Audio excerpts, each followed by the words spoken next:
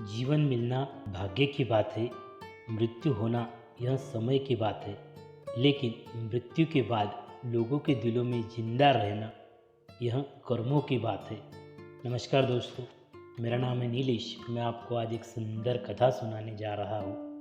दोस्तों, एक बार एक बहुत बड़ा व्यापारी एक गांव की ओर चला जा रहा था। उसकी एक योजना थी कि वह उस गांव में जाकर एक पानी की बड़ी सी फैक्ट्री वहां लगाना चाहता था। इसीलिए वह जगह पहुंचने के लिए वह सुबह ही अपनी कार से निकलता है और धीरे धीरे उस गांव की ओर अग्रसर होता है।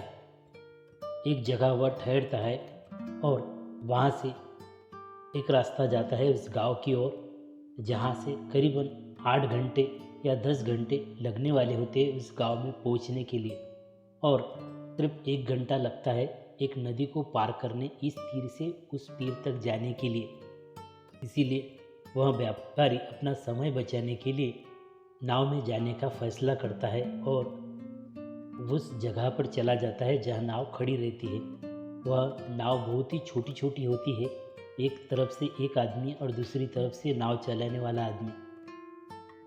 इस तरह वह नाव में बैठ जाता है और उस व्यापारी वह नाव वाले को पूछता है कि तुम्हें पता है कि तुम्हारे नाव में कौन बैठा है? तब वह भोला भाला नाव वाला कहता है कि नहीं साहब, मैं तो आपको जानता ही नहीं हूँ। तो व्यापारी ने कहा, अरे भाई, तुम कभी टीवी या अखबार नहीं देखते हो क्या? मेरी तो आए दिन अखबार में फ़ोटो आती है और मेरे टीवी पर कितने तभी इंटरव्यूज़ आते हैं। तब उस नाव वाले ने कहा कि साहब, मुझे तो पढ़ना लिखना ही नहीं आता और हमारे पास इतने पैसे ही नहीं कि हम अखबार भी खरीद सके। मेरे पिताजी बचपन में ही गुजर गए और सारी जिम्मेदारी मेरे पर आ गई, इसीलिए मेरा पढ़ना लिखना वही छूट गया। तब वह व्यापारी बोला कि क्या तुम पढ़ना लिखना भी नहीं जानते?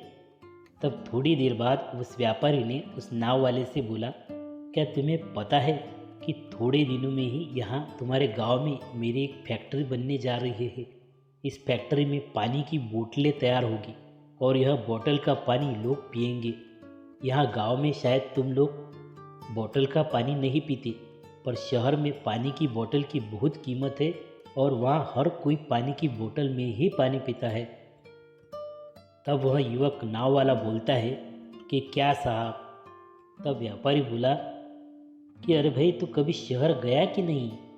तब नाव वाले ने बोला, साहब, मुझे कैसे पता होगा, मैं तो कभी इस गांव से बाहर ही नहीं गया। तब व्यापारी उसका मजाक उड़ाते हुए बोला, क्या तू कभी शहर ही नहीं गया? तुझे पता ही नहीं कि शहर क्या है?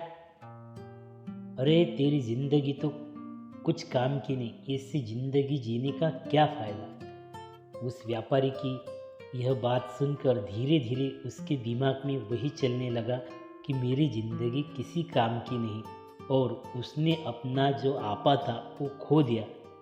और इसी सोच में वह लग गया कि उसकी ज़िंदगी अब कुछ भी काम की नहीं।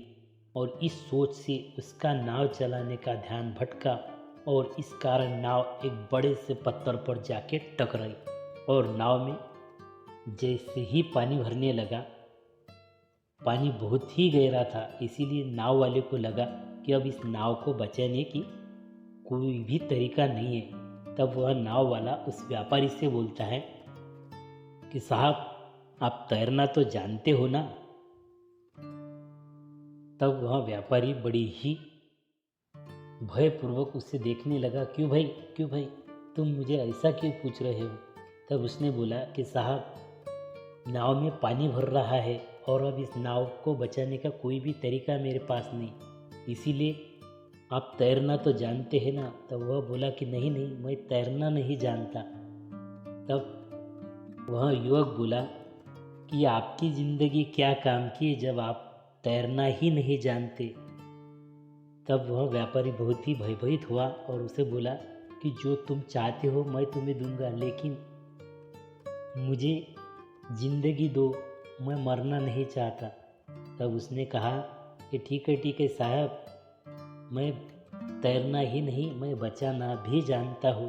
और मैं आपको बचाऊंगा भी, घबराइए मत। इस तरह अपनी सूझबूझ से उस व्यापारी की उस नाव वाले ने जान बचा ली।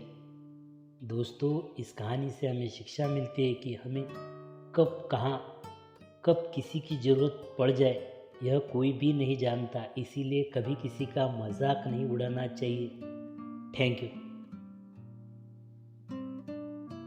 हमारी यह कथा आपको अच्छी लगे तो हमारे चैनल को लाइक कीजिए, शेयर कीजिए और बेल आइकन दबाकर सब्सक्राइब कीजिए, ताकि हमारी जो भी आने वाली वीडियोज़ है वो आपको तक सरलता से पहुंच जाए। तब तक के लिए शुक्रिया। आबाद रहिए, सुरक्षित रहिए।